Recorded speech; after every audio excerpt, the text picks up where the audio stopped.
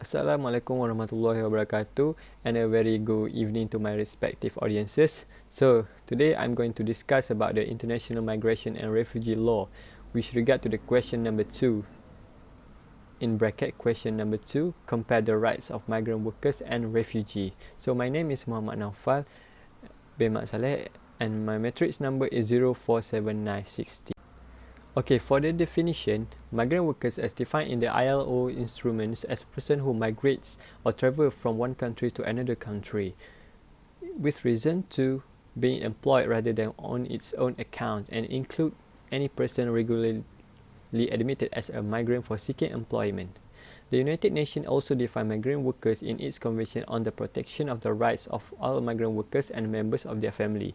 This defines that migrant workers is considered to be those seeking work or employed in the host country, or previously seeking employment but unable to continue working and remaining in residence in the host country in respect of their documentation.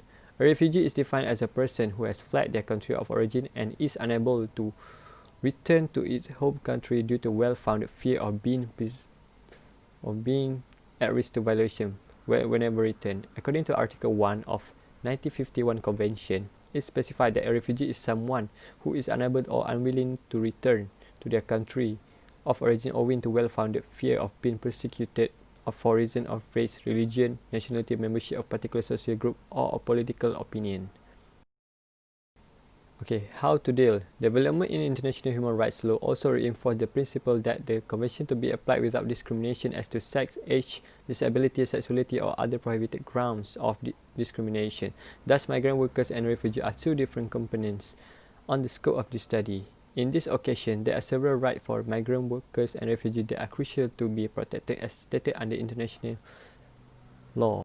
Reason that led to the movement of foreign labour to other countries. This is due to pursue a decent working and living condition, which drive the international movement of workers, both gender, to seek out opportunities in foreign countries. Labour migration can give valuable opportunities for many people who are incapable to secure adequate work in their countries or who have little choice but to leave their country. Migrant workers, persecution and violation criteria. However, the human cost of labour migration can outweigh the benefits, particularly when the rights of migrant workers are being violated. Violation of labour and human rights range from discrimination and hazardous working conditions to extortion, arbitrary detention, deportation, and violence, including rape and murder. However, women and migrant workers are mainly said to be vulnerable to human rights violation, as women face multiple levels of discrimination and general lack of protection at their workplace.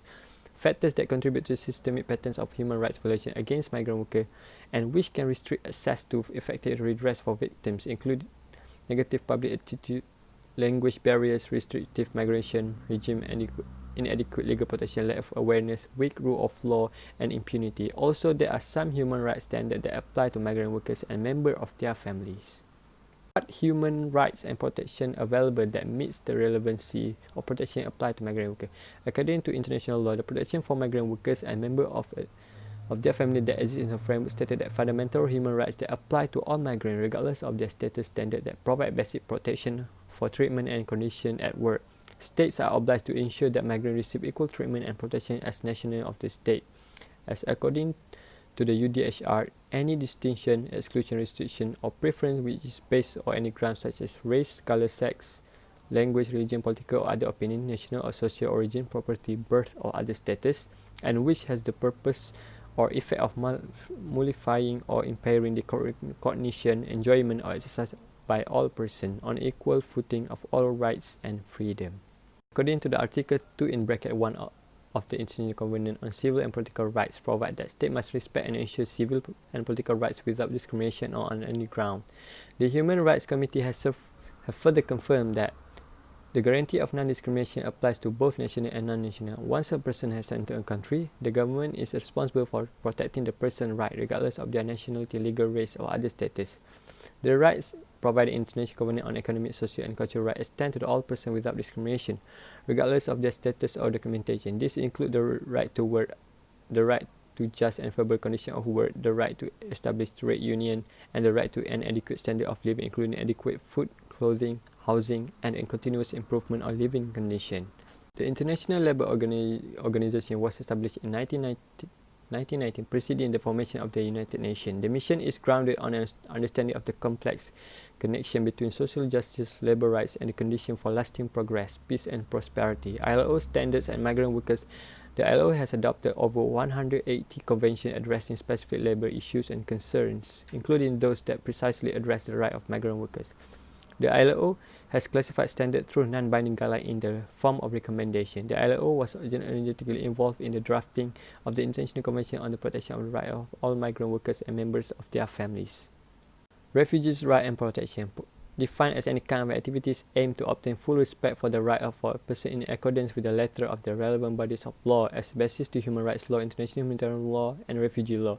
It is correct to assume that protection covers all of activities and projects implemented by the different agents working with the refugee, and this does include not only legal protection such as provision of refugee documents, but also everyday tasks such as casework and recreational activities. In fact, protection is primarily the responsibility of states and their agents.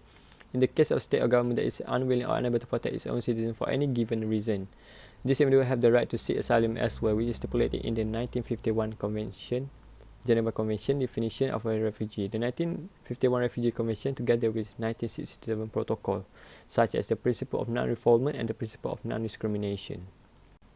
The primary role bestowed by the UNCHR is to sue international protection is to ensure that states are aware of and act on their obligation to protect refugees and persons seeking asylum. For humanitarian reasons, states should allow spouse or dependent children to join persons to whom temporary refugee or asylum has been granted. The relationship between UNHCR work and protection of human rights explains some reason upon the extent of UNHCR in increasing its role in matters involving international human rights law and its way in which the law can assist UNHCR in protecting refugees.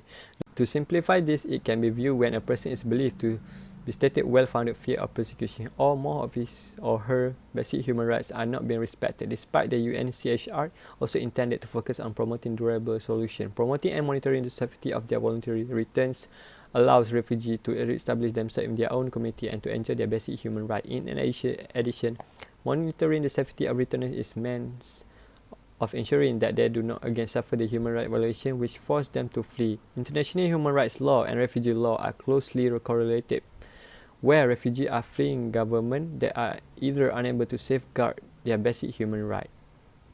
Okay, for the conclusion, the distinction between these two types of persons is that migrant workers typically forced to leave their country voluntarily in purpose to seek a better life, particularly to reason for employment. Conversely, to refugee, where this refers to someone who flees due to the threat of persecution and violation and cannot return safely to their origin in the prevailing circumstances. So both presented in different scope and the similar method for its protection as applied by the international law. That's all from me. Thank you.